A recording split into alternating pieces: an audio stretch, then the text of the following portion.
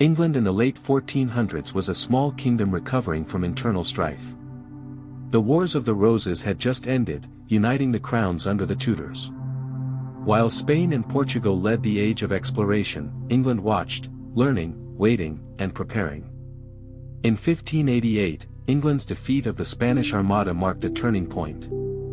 Naval supremacy became England's most potent weapon. Over the next century, privateers turned into colonizers, and the first permanent settlements in the Americas were established, Jamestown in 1607, Plymouth in 1620.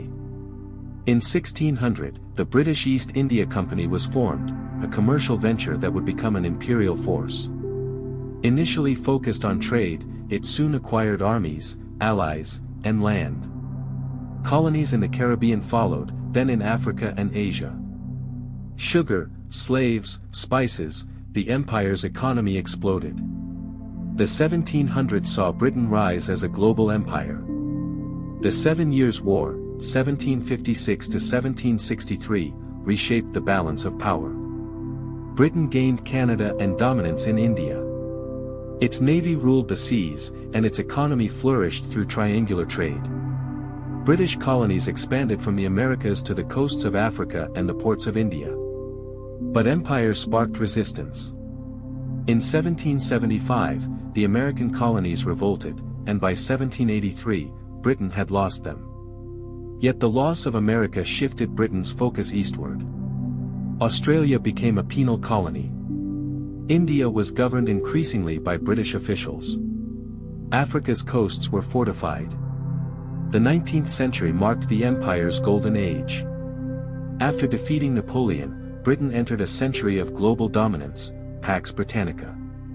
Queen Victoria ruled over a quarter of the world's population. The empire was a vast web of colonies, protectorates, and dominions. Steamships, telegraphs, and railways tied the empire together. The British enforced order through military presence and diplomacy. Yet beneath this surface, resistance simmered.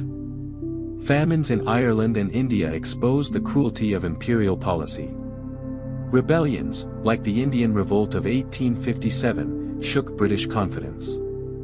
In Africa, the empire expanded aggressively during the Scramble for Africa. British forces seized territories from Egypt to South Africa. In Asia, British interests clashed with local powers in Burma, China, and Afghanistan. The early 20th century brought new challenges. World War I strained the empire's resources.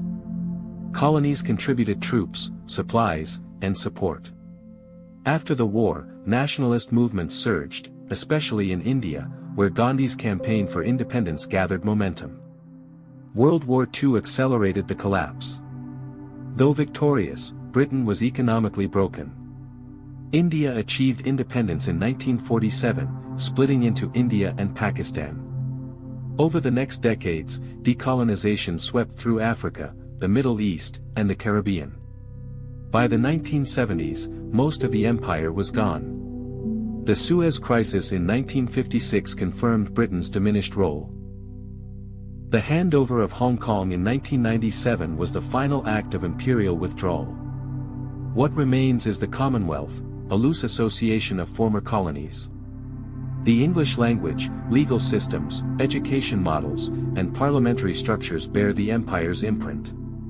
But so do deep scars, exploitation, racial divisions, and the erasure of native cultures.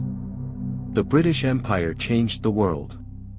It drew maps, redrew borders, and influenced the rise of global capitalism. It also left legacies of inequality, division, and trauma that continue today. This is not just the history of one empire, but of the modern world that was born from it. Backhand index pointing right. If you found this journey through history eye-opening, make sure to subscribe to Thrones of Time for more epic documentaries that bring the past back to life.